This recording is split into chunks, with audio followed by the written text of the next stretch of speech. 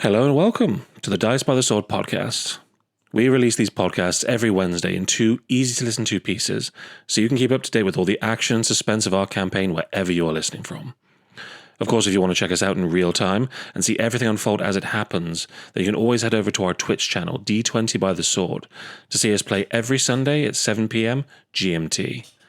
Now, get comfy, turn up that volume, and settle in for this week's episode of Nyxalia, an Aetherbound Saga, here at Dice by the Sword.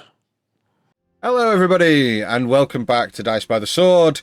We are back after our little break. For you VOD watchers, welcome to the second part of this week's episode, and I hope you enjoy it. Let's just jump right back in.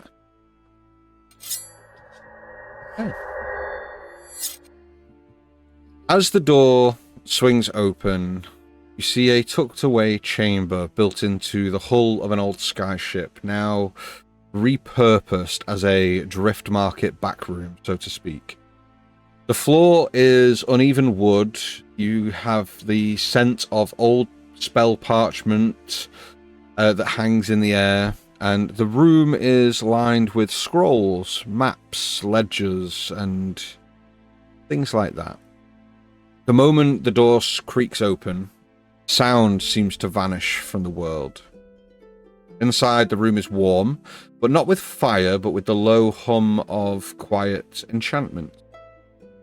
Floating parchment scrolls drift through the air like lazy birds, tethered by ribbons of lights to a sprawling central desk that's covered in notes, maps, and arcane glyphs. Shelves bend under the weight of secrets in here. And you see, sat behind that desk, is a tiefling woman in her late 30s. You see pale plum hands folded before her. Cloudy eyes never quite meeting yours, yet somehow piercing straight through you. A cup of steaming tea waits beside her untouched. She doesn't smile when you enter, she simply gestures. You see, Whisper cuts a striking figure. Even in the chaotic haze of the drift market, her deep plum skin shimmers faintly in the light of the lanterns that are hanging above, hinting at an infernal lineage laced with old magic. Curved obsidian horns curl back from her temples and are wrapped in delicate silver chains, each adorned with tiny charms, coins, keys, and what look like broken signet rings. Her eyes are entirely black, a little bit kind of pale, but entirely black, reflective and bottomless, like pools of polished glass. Her clothing is loose but layered, not leathered, fucking hell, layered. Oh, that kind of place, cool. A patchwork of silks, leathers, and scarves, practical for moving unseen, but always stylishly mismatched. She gestures for you both to sit down. Sit. We haven't got much time. You've come from the north, but not quietly. Ask your questions, but remember, each truth has its cost. Not all debts are paid in gold. As they enter the room beforehand, seeing her there pretty much, and the room around as well, or you can see him like slowly put his head down and just looking at the woman like very as if hypnotized a bit, and just out of nowhere, those are the most beautiful eyes I've ever seen. Sorry, that came out wrong. Yes, and he's going to take a seat by the table. Smooth. He sits down too. Wasn't my intention. I mean, it's a good opener. So, what can I do for you? He like looks up at Ulrich. Looks down, is like, oh, me. You're the one telling the truth. Okay, sure. I am looking for someone in the city, someone important who has requested my help, someone whose name I don't wish to necessarily use in case it becomes problematic for him. Understand. But of course, nobody moves in and around this city without my knowing about it. If it is someone that you are searching for, then I can help. Thank you. And he'll give the description of Keon to this person. And I was sent a letter from them a few days ago requesting aid. Simply wish to find them. Keon. Of course. Okay. Well. Can I roll insight on that? Not saying much, but just insight. What are you trying to do? As he says the name, do I see any signs on the face, like any signs of hate or jealousy or sadness or Roll me an despair, insight. anything?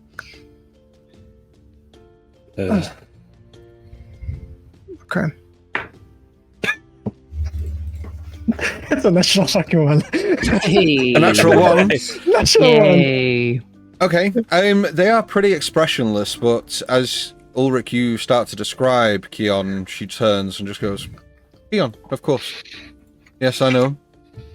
And he's like, okay, I got this. I got it. Is that through personal knowing, or he is a very hard man to know? Oh, no. I know him. We work together. Work with the Sentinels of Verdance? No. I would never associate myself with such an organization. No. We merely help each other out from time to time. And as it so happens, I'm... yes. And you see she reaches down and opens a drawer to the desk and pulls out a parchment and places it in front of her. I'm actually, yes. He asked me to do him a favor, and I have done so. He expected me to come here. I don't think he expected you to come here, no. You see, he is hiding. Or in hiding, so to speak. Do you know what has happened, or is that information I should get from him? Probably something that you should speak to him about. Sky Tether Spire, Upper Walk, Container 381, Central Heights District. Tell him nothing unless you reach him first. He's writing this down. Others are looking, and not all with friendly eyes, if you understand my meaning. Give him this, as she places a parchment in the scroll in your hand, and you see that it is a sealed scroll. Ulrich will pocket it into one of his many, many pockets. And did you say Sky what spire? Sorry, Sky Tether fuck you. Sky Tether Spire. What's cool? It was it. It's a You trick. wrote it. it's right one. Okay. Try Skether Plier. Yep, that one. Sky Tether Spire. Fuck you. What rewards did you say? Upper Walk, Container 381, Central Heights District. Thank you. Welcome. My message is simple. I found him what he wanted. His payment is settled. He will know. Okay. Thank you, Whisper. It has been good. If you survive, I may have work for you. Then we would be happy to help. So, we will be going, and like you said, if we're alive, we'll see you soon. Thank you. Yes, before that, actually, how long have you been doing this? You can see him, like, putting his chin on his hand. Like, how long have you been doing this? You're most welcome for the aid. I wish you well on your journey. Please deliver my message with most haste. That shoulder was ice cold. Cold as ice. Denied. Damn. Ulrich's just going to place a hand on Octavius' shoulder. Just sort of, we should go, my friend. I think. You see, she kind of like those kind of instructions are given to you, Ulrich, before she kind of turns towards you, Octavius, and goes, "Long enough to know that when people come in here asking questions that do not require answers, it's best not to." That was good. No, I'm just very curious, can't really stop the speaking part from my part, really, and curse happening and so forth, so on. But a second question, who would you say is the most dangerous at us in the town at the moment? You can see him, like, from the nice and, like, oh, like, going in for, like, a serious look. Like, even when he has the mask on, you can see, like, this is a serious question. Like, who is the most dangerous kind of people in the town that we should be looking out for? You see, she kind of leans in a little bit and goes, "My dear boy, I know you're not from this town, but if you were, you'd know that many people are dangerous here. Keep your business about yourself, and don't pry into others, unless absolutely necessary." Oh, this is fun. Tim tell. I'm glad you're enjoying yourself, my friend. Oh, I am very much. She's such an interesting person. Look at her, absolute beauty as well. Well, thank you very much. We really duly appreciate that. Either one of you roll me an insight check. Not sure, Tony. Okay. No way. Amazing. Well. Okay, I love this. No one, not 20, dude. You get the impression that she is playing a game much bigger than just Keon. Yeah, I thought so. You get the impression that the favor that she's done might have cost her something, and she doesn't want that favor wasted, and is very, very much wanting you to deliver that message, and is very... She doesn't really want to talk about anything else, and you get that impression immediately, but you get the sense that she has got strings being pulled in all, like, different directions, and at the center of it is her. Oh, just my kind of person. I like that. I really do. But yeah, you can seem like very sure, like, thank you, like, this is absolutely wonderful, thank you very much, we appreciate it. Of course, any favors from you to us, absolutely, in case you need something, we'll be here, staying in town for a couple of days, maybe going on a trip, who knows, maybe here and there, and you can see him, like, standing up, putting the chair back down. She flicks the wrist ever so slightly, and the door swings open behind you. Oh, that is epic. Thank you very much. We appreciate that. Normally a gentleman would do it, but I guess no one's around here. So thank you very much. We appreciate it. And he's going to slowly walk out, but all the time just compliments here and there. Like, yeah, a very nice place. Thank you very much. Oh, by the way, I told you, how did you do that trick? That is so nice. And I can expect, like, the door shutting down, but he would, like, close, like, thank you very much. We appreciate it. As you both leave, watching him as they start the entire time, like, what the hell is going on? This is... You see that Whisper doesn't say a word, keeps direct eye contact with both of you, picks up the tea, takes a swig, and just places the cup down without breaking eyesight. We're getting somewhere. Is rambling. Oleg just sort of gives a very sort of mild bow from the top before the doors closed, and then, what just happened to you? Yeah. And you can see the door, like, as he's holding the handles, he's, like, tapping onto the handle. Obvious. The curse is getting bloody worse. Okay, let's go. Curse. Well, I've been cursed at least twice during this adventure, and it's only been a month. What is going on with you? What was that? I've never seen you talk so much to anyone. Yeah, me neither. It's kind of weird. Relaxing, actually, but still a bit weird. Yes, but what's up? What's going on? As we're walking up back into sort of less dangerous territories. Are you okay? That was strange. Oh no, I'm fine. I'm great. I'm actually doing pretty well right now. You know, when you have those thoughts inside of your brain and you're, like, thinking it for yourself, but you don't actually speak it, like very small-minded things, which you look at something and something snaps into your head, like you have to say it. Well, that's me pretty much, just trying to say whatever is on my mind. And weirdly enough, they just pushed it this time. It was more severe. Huh. That's weird. Is it just the tiefling because she was pretty, I assume? She was quite nice, wasn't she? All informative and such. I mean, she was not really my type, but if that's what kind of thing you buy into, sure. And those silver things she had on her was very nice as well. They're very, very stylish, I think. I was always fascinated with tieflings a little bit because they are more of a feminine guy.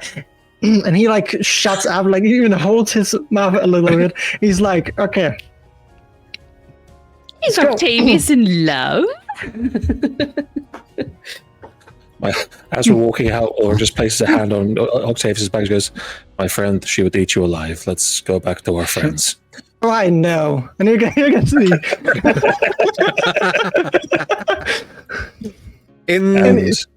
In the meantime, while you guys make your way back to the tavern, Korik and Yeril, Ulrich and Octavius leave the tavern to go about their business, leaving you two and Peanut sat at the table. What are you guys doing?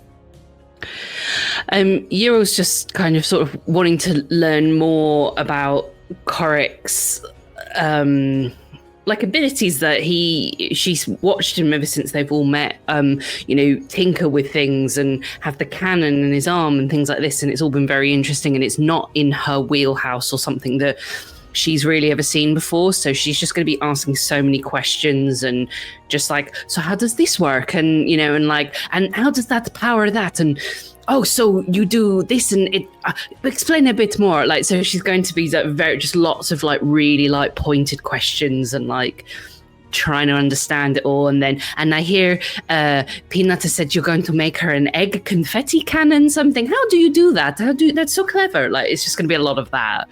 Okay. And Korik, being asked those kind of pointed questions about something you're extremely passionate about, are you going to be the guy that you ask one question and all of a sudden it's oh my god, they've shown interest in something I like, so boom, boom, boom, boom, boom, boom, boom, loads of information, or how would you react to that?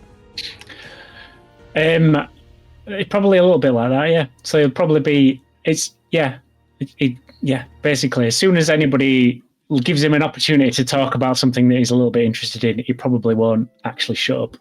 The person that will be visibly bored while he's still kind of going, sometimes you can basically get this form of magic and it will kind of power things, and if you can harness it just right, it'll kind of you can use it to control different kind of servos and stuff, and if you've got on a certain level you can control things with your mind, and also I'm able to quickly you carve things, create cannons. That's kind of cool. And actually, I've not done it yet, but you can make cannons that can walk around. So that's going to be really cool, because one day they'll be able to, I'll be able to basically produce my little cannon, and it'll be able to, move it around, and it'll work on its own. And so, yeah, it'll just basically be like that.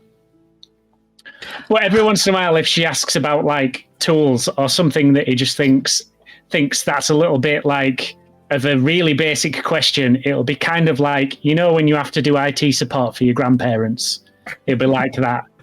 So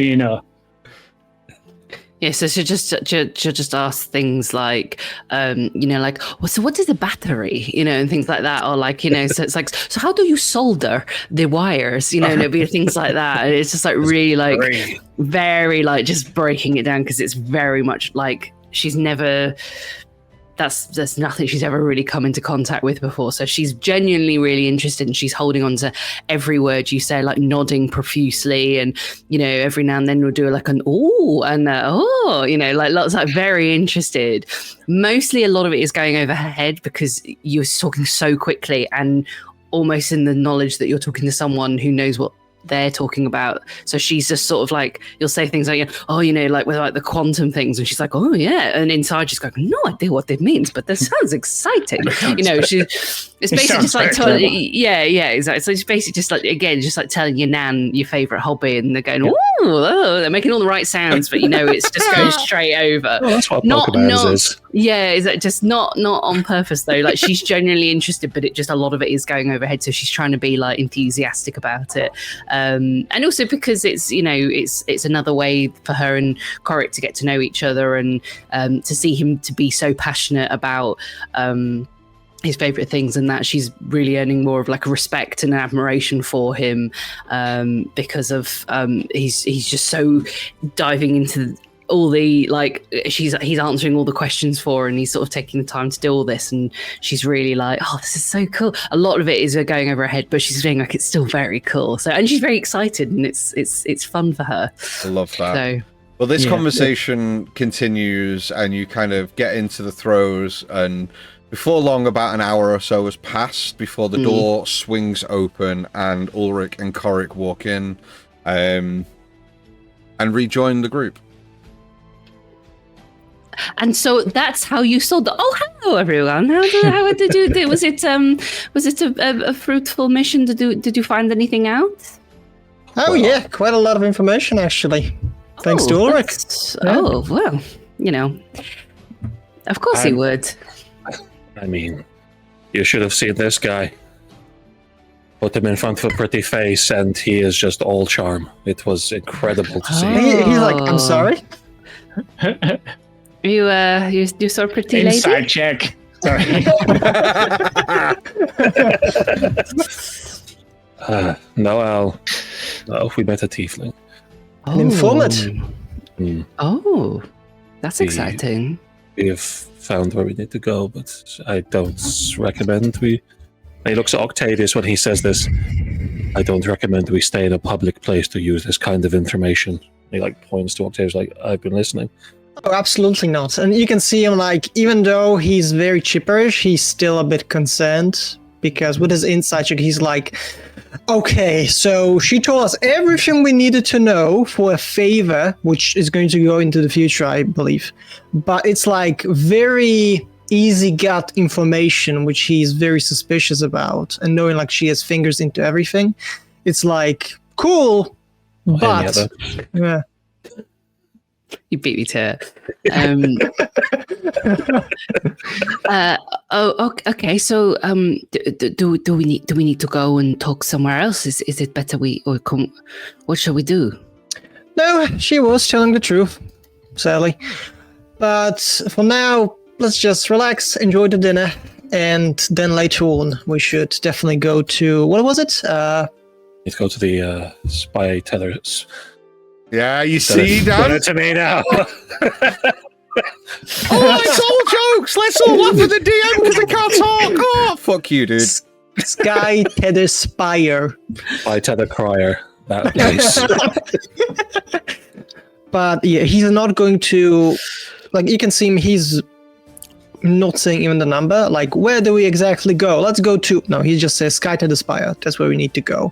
Oh, okay. Because in a public place like this, he will tell you guys they have been warned to not talk about this kind of stuff in public. We'll make sure to keep our mouth shut and our voices low. Then we don't want to betray any trust of someone that's helping us along the way, especially if I imagine it would be good to keep them on side. So Want to keep him protected. Yes. If there is trouble in the city, then we need to lay low. No, of course. Well, should we go now, or did you want to have some food and drink and sort of replenish ourselves before we go? Well, let's replenish ourselves. Let it settle down first. Besides, if the information that she gave us about the dangerous people in the town is correct, that means that someone definitely saw us gathering information. New people in a new town asking about a specific person. I definitely think someone's been there watching. So let's just settle it down for now, eat something, and we'll figure it out in the morning. I would want to go before morning. We should go as the sun goes down. I don't want to leave it too long. He isn't hiding and in danger. We should get on it as fast as we can. Okay. Well, let's eat then and just sort of calm everything down, get ourselves ready, and then we'll leave. Shall we do that? Yeah. Sounds okay. You guys stay in the tavern for a couple of hours. You replenish yourselves, gain the benefits of a short rest, drink a couple of ales if you want, that sort of thing. But a couple of hours passes, and you get towards kind of afternoon time now. Mid to late afternoon, the sun is beginning to set. You gather your belongings and you head out from the tavern into Dustport proper.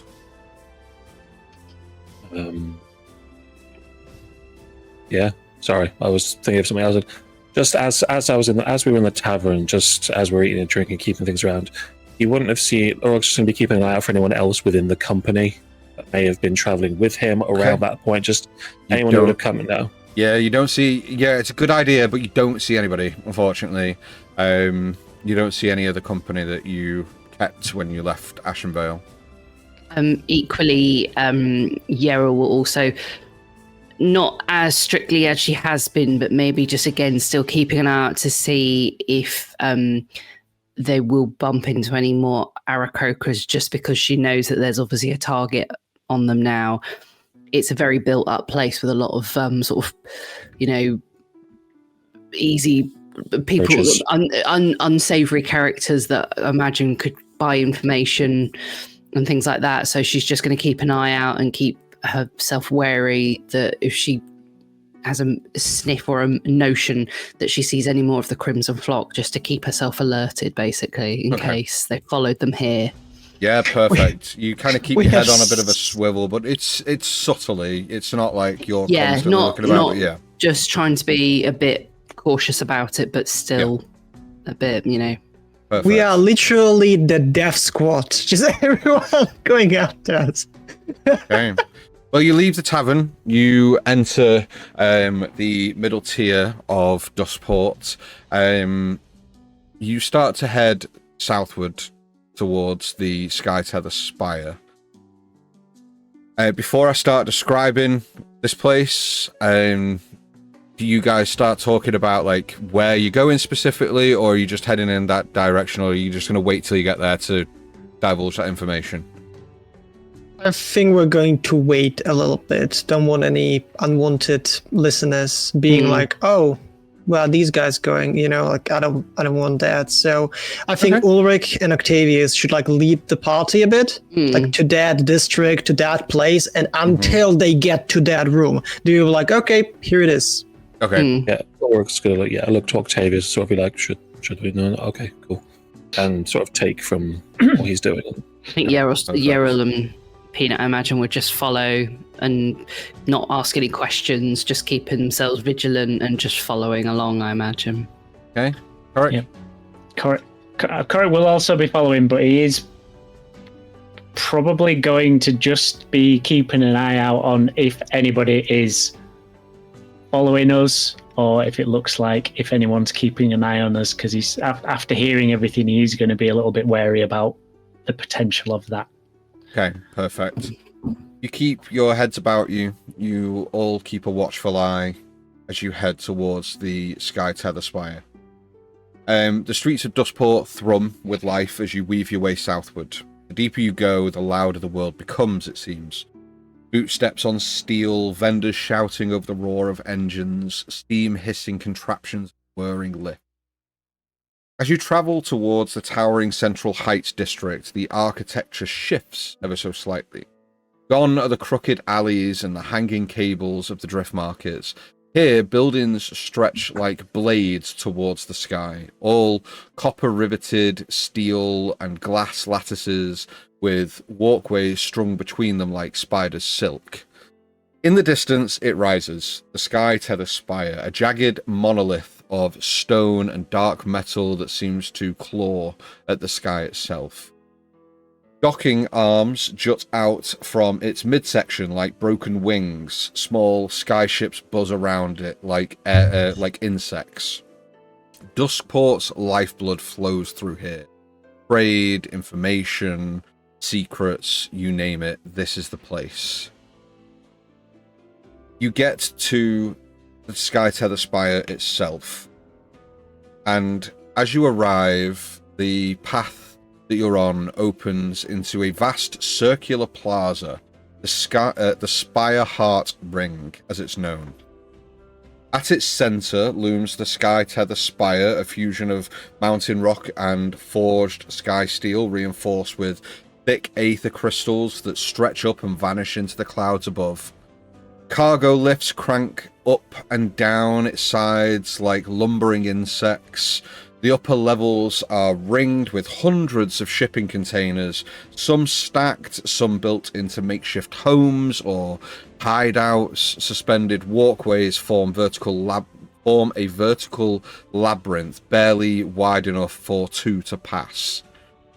You see that there are uniformed guards here, all wearing the sigil of Dustport's Dock Authority.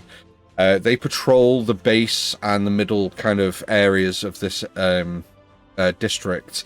But the higher you look, the more lawless it seems, so to speak. Like, you see faded banners, graffiti, people kind of leaning over the railings, looking down below. But you arrive. What do you want to do? Oh, it's Magnificent. Yeah. strange to me. And as he sort of says this, his hand kind of reaches for Yarrow's, not like in a, just in like sort of an awe, sort of was a lot. He's used to forest, and there's like, this is, I don't know where to begin.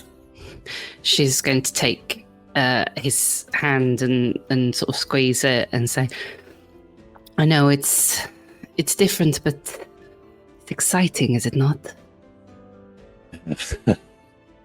Yes, yeah. You can see Octavia's like, get a room, you two hypocrites. I wasn't judging you, I just said you were really talkative. Octavius, come on! Wait, Dave, no! The illusion shattered. Everyone knows his name now. Ah, man. Good job. But no, in the city, I think he would be using his normal name. We'll see. Anyway.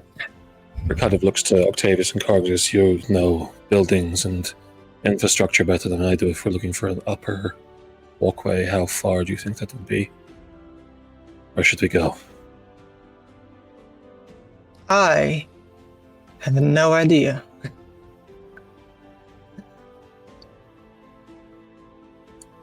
This is magnificent, don't get me wrong, but it is so confusing on so many levels. Okay, so you both know that he's in the upper walk in a container, and you can see there is containers all scattered upon the upper walk, like the upper plinth above you. Oh yeah, I know, I understand that, but this is this is way outside of Ulrich's. Okay, that's cool. Yeah. Frame of reference when it comes to anything. Yeah. I'm with you. So- I'm with you. Slowly would definitely be going like trying to get up there. Not sure if by stairs or by an elevator, maybe, who knows. But you're getting to that room, not saying the number, like 381 Central High.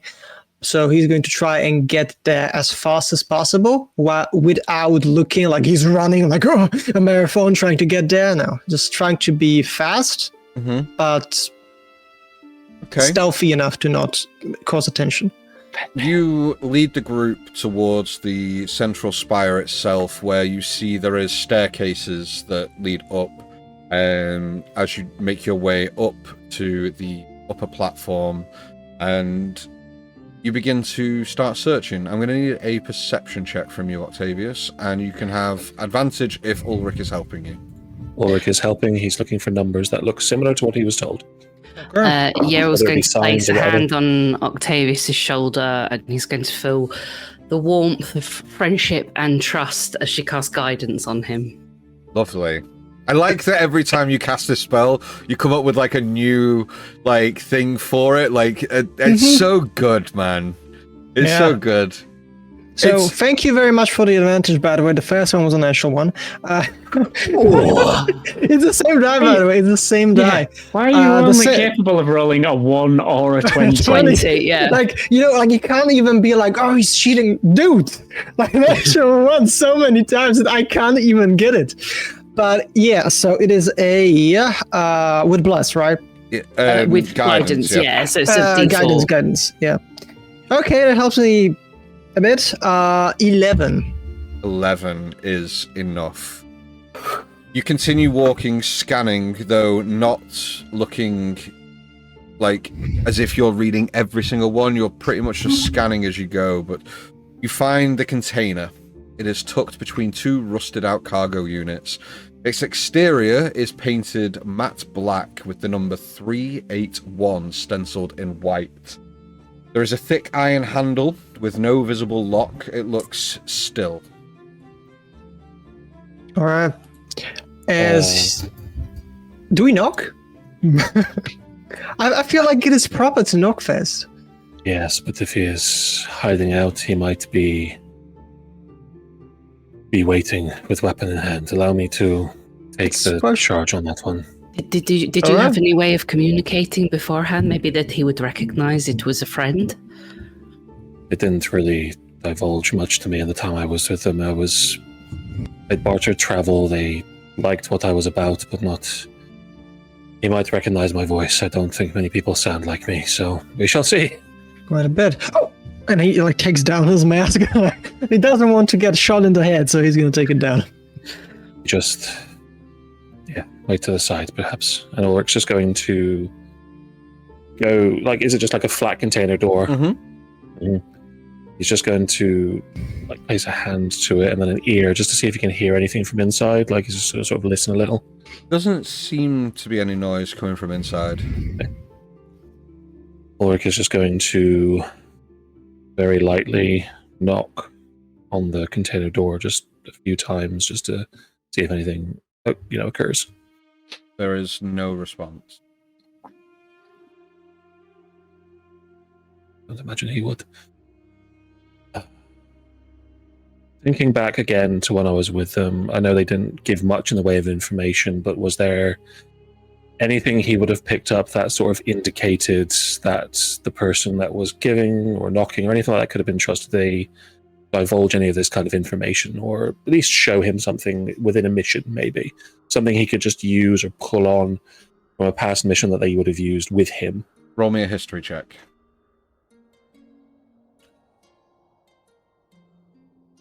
That is, as a barbarian, that's what I'm good at. History. Cool, +0. I hate you, Jack. It's rubbing off. That's an actual 1. Oh, yes! no. We're net 1 buddies. Yeah, that's nothing. Unfortunately, not that you that's can fair. think of. That's a t-shirt. That one, buddies. Ulrich is going... He's...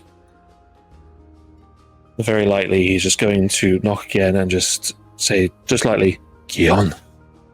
Ulrich, are you in there? Just against the door, just to see if anything happens. Not loud, not, If you're not doing it loudly, I would say no, probably not.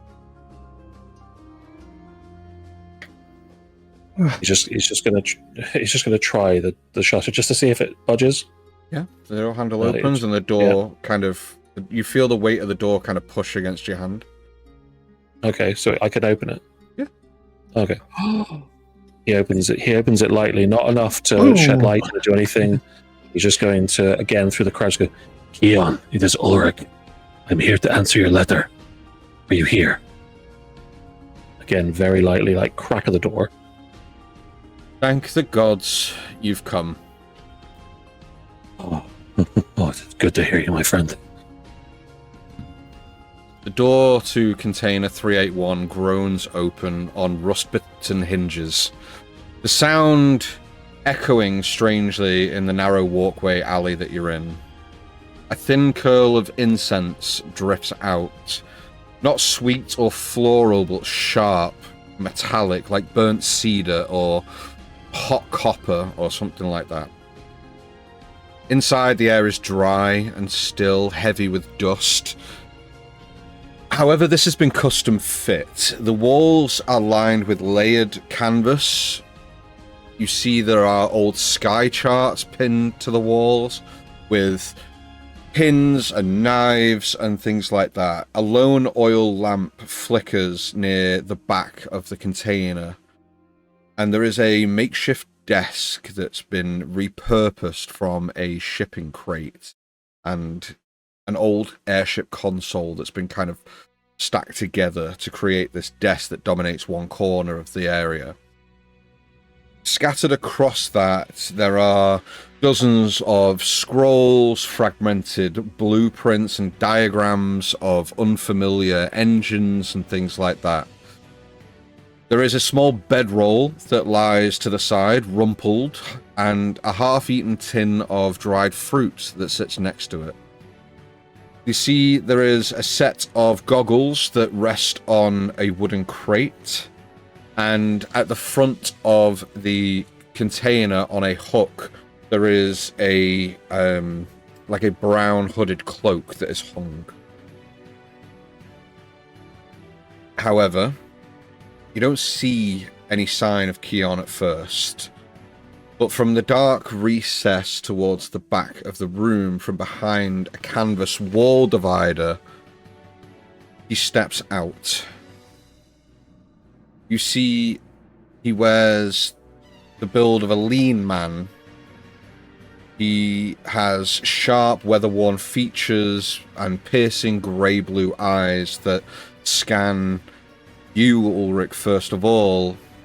You see the familiar long, dark hair with the streaks of silver on his temple and the all-too-familiar coat that he wears.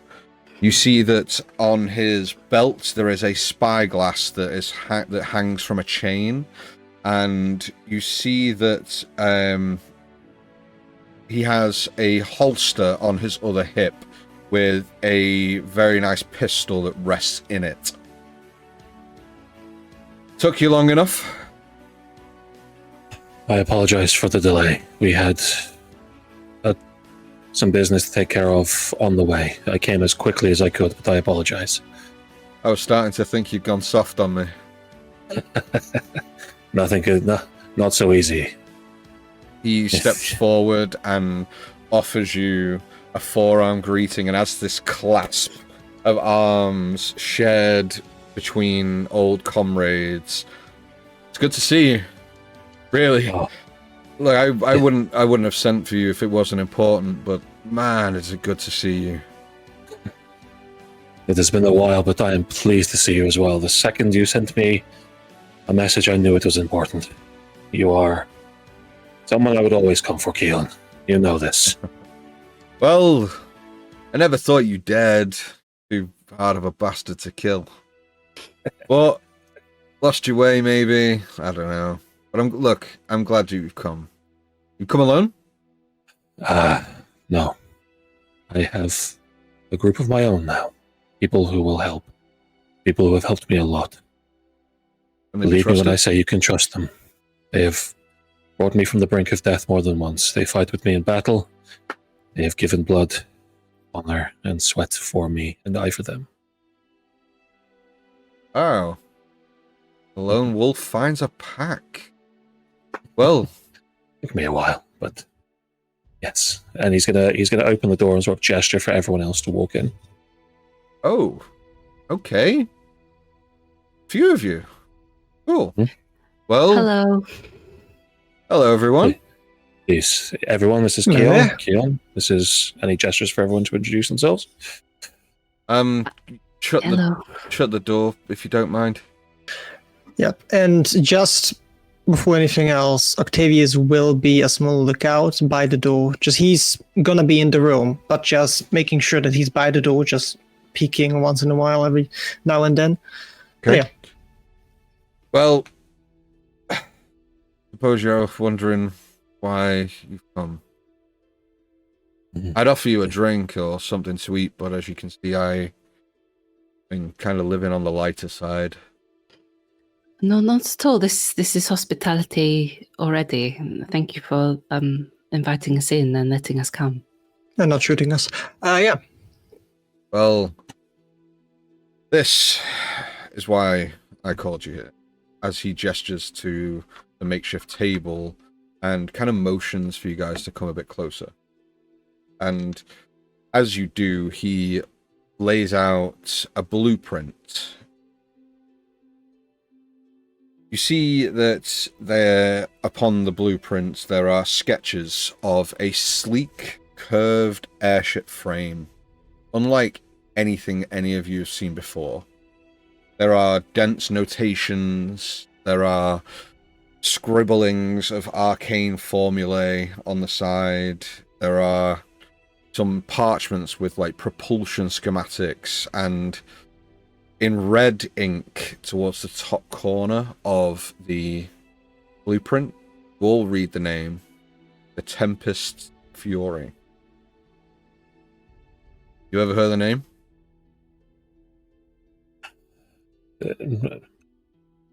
As a basic history check, would that have come up in any kind of story or anything that you may have read at some point, or generally and things like that? Don't think you would know. You may have heard about it, but I don't think you will have maybe placed it as being a ship. Cool. But as he asked this, his voice. Sorry, go ahead. I was just going to say, would Yeryl's previous connection with the Crimson Flock and being an Aarakocra, does that ring any bells for her? Maybe. Roll me a history check. 16. There we go. 16 is enough. You may have. I don't think it will have been through connections through the Crimson Flock, but you may have heard tale of a ship called the Tempest Fury. It is a one-of-a-kind ship that was built by a legendary shipwright just shortly before his death. It has been missing, lost. Nobody knows the location of it, it seems. However, you know that when the stories that you heard was that it was beyond any other ship of its time. Okay, so Yeryl will sort of study these blueprints and then look up to Keon and say, the lost ship, I thought it was just a story. It's real?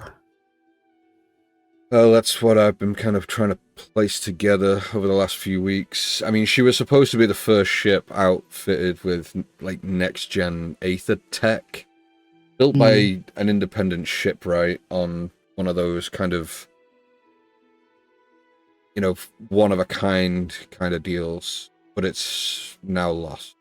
But it has, like, self-sustaining cores that don't require recharge. It has pulse gliders. It's rumored to have cloaking mesh, everything.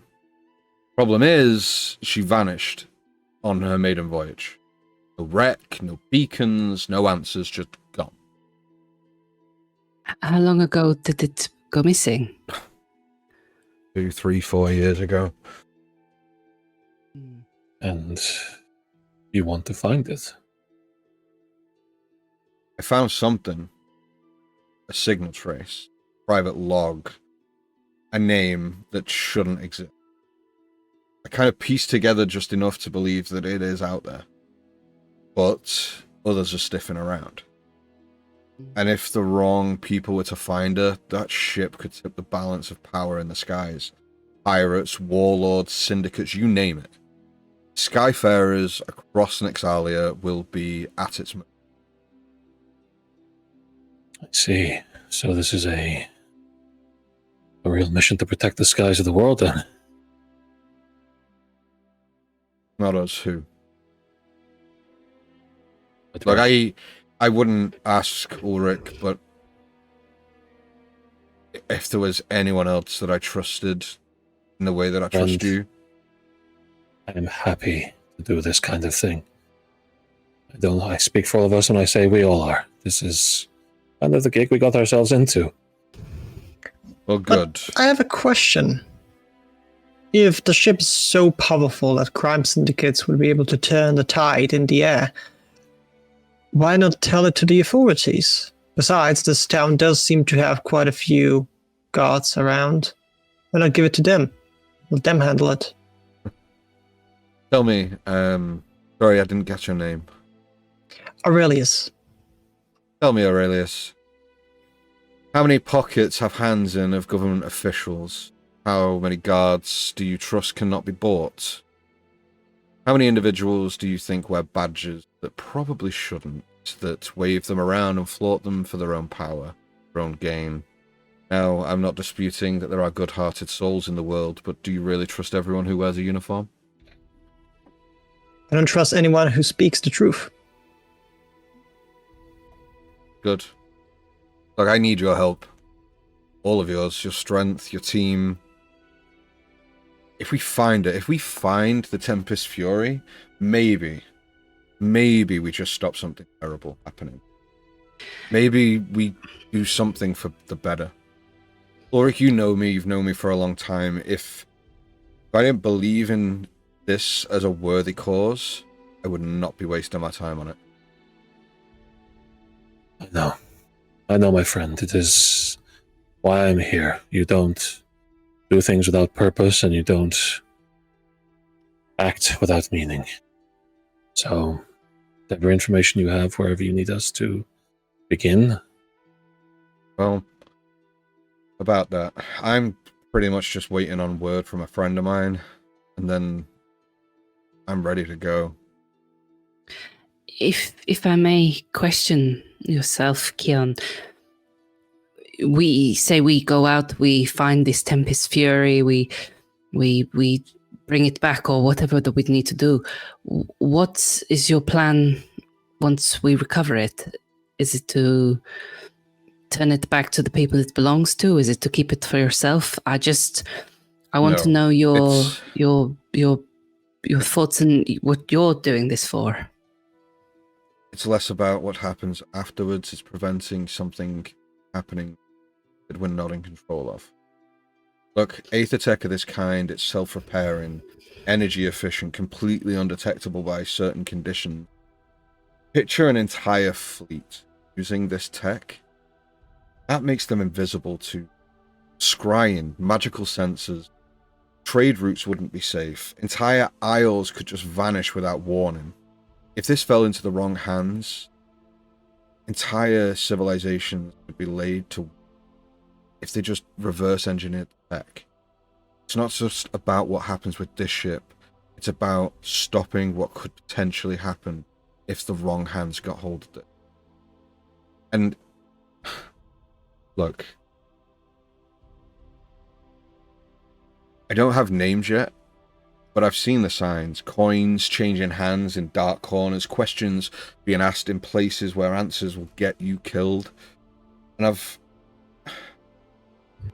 if somebody is looking for this would be the place. And I fear that other people are on this scent as well, because some of the information I found, I don't think it's just me that found it. If that signal trace was heard by someone else, who knows who else is looking for it.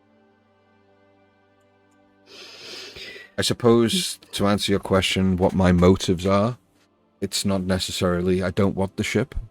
I don't want that responsibility, but I feel it is my responsibility to ensure that whoever does find it isn't going to find it for nefarious means. That's a good enough answer for me. We'll help you all we can, and try to bring back this lost ship before it falls into the hands of people who would make it for harm. Okay. It is... you request of us, and we will do it. We promise. This is our mission now. This is bigger than all of us. Well, make yourselves comfortable. All I'm doing, I'm just waiting for word from a friend of mine. Ulrich is going to... oh, speaking of which, he's going to pull out the small sealed note from Whispers. Goes, your friend in the Drift Wars in the Drift Market said for me to give this to you. You met Whisper? Tiefling lady. Very dark eyes. Yeah. Dark Yeah. eyes. And he just hands it over. Thank you. Yeah, we're just going to put her arm around Octavius, just like, oh, you're still thinking about her? That's so sweet. You see, It was he a takes the parchment, breaks the seal and unfurls it. Goes, never had any doubts. Rolls it back up and places it in a pouch, and you see he just says, I just need a few moments to gather my things and then we'll go. Oh, excellent. Please.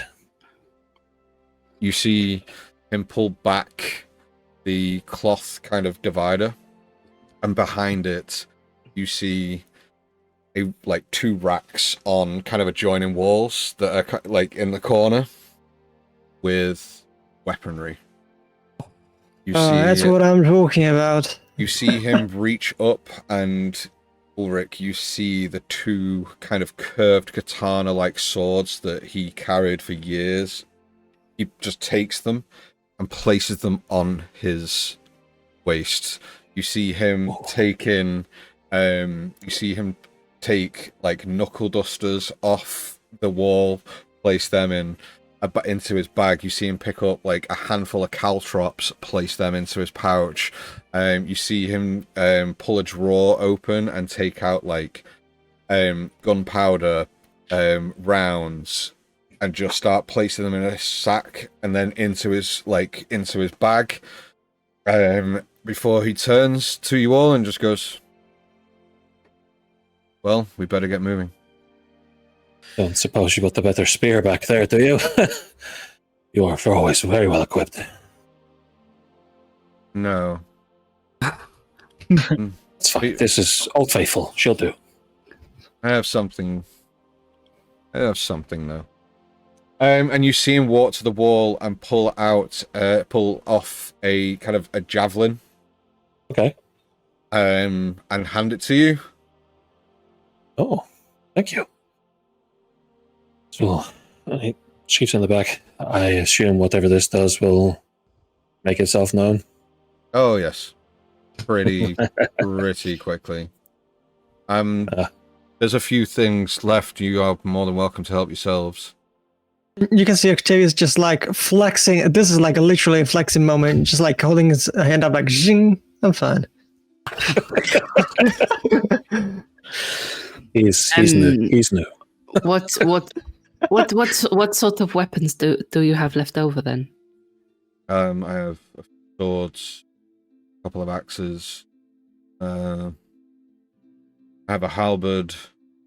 Ooh. I have, a couple of bows, short bow, long bow.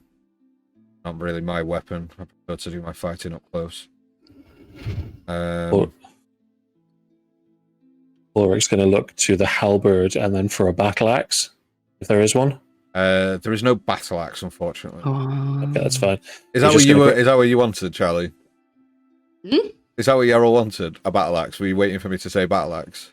No. Oh, because you just went, like, I listed loads of weapons and was like, there's no battle axe. Another thorn and wanted. No. I was just like, okay, never mind. All I want for Christmas is a battle axe. Yeah, no. Just seeing what was around for other people, and also if there was anything that she wanted to grab. But I think she's set with what she's got. So. Man, Octavius really has to find some place which sells rapiers or some stuff, because that is the only weapon he has not seen yet. Okay. Ulrich's going to take the halberd from where it rests and just goes, if you don't mind, and he's just going to sort of give it a big twirl and feel the weight of it, and it's like, this will come in handy, I think. There is a shield as well. Ulrich will look at the very battered one he got from the guard captain when he first set out and says, you've done your job. And he's going to place it down and take a new one. Okay. Does anybody else want the other shield that Ulrich puts down? Nah. No? Corric's going to point at all of the blueprints and information and stuff. Is this all safe to be left behind here, or? Oh no, I was going to take all of this with us. Why did you have something? Well, no, I just wondered, if it was a problem if I took some notes, or had a bit of a, because it's all very, it's pretty cool, isn't it? We'll have plenty of time to share notes. Don't worry. There's no information being kept a secret. Look, where we're going, there will be time enough to, 1, get to know each other, and 2, share notes and swing that big ugly fucking stick. Anyway, follow me, if you will. I have a name, though. And as you, as Coric, Yerrel, Octavius and Peanut exit the shipping container, Ulrich, just as you go to step through the door, he kind of, just kind of grabs your arm a little bit, and just kind of looks at you, smiles, and just goes, "I'm happy for you. Really happy for you."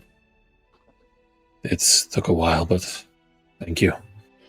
I often thought I might stick around with you guys, but I don't think I was cut out for the Sentinels. I'm a bit too big.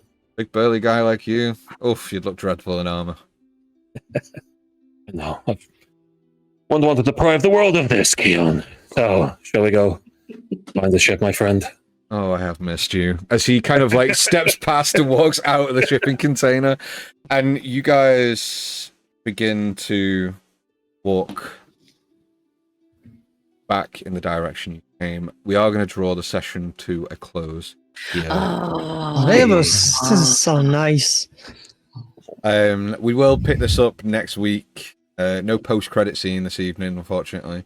Dum, dum, dum. I know, but we're going to call the stream to a close there. I don't want to kind of push things any further. One, without obviously Jo being here. I'm sure she's going to have lots of questions to start next session. But we will be back next Sunday. Please don't go anywhere. We will be raiding another channel at the end of the stream. Luke, who are we sending people to see? I think we'll go to a channel called 8-Bit Community. So they're currently streaming what they're referring to as 6-bit dungeons. Excellent. So this looks like fun. Yeah. Very good. Well, that brings us to a close. Thank you very much, everyone, for watching. If you are on with YouTube, hit all the buttons down below, like, leave comments, all that fun stuff. We'll be back next Sunday for the next episode of Nyxalia and Aetherbound Saga. It's been a pleasure. Take care, everybody. Enjoy your evening. Bye. So long. Yeah. Bye-bye.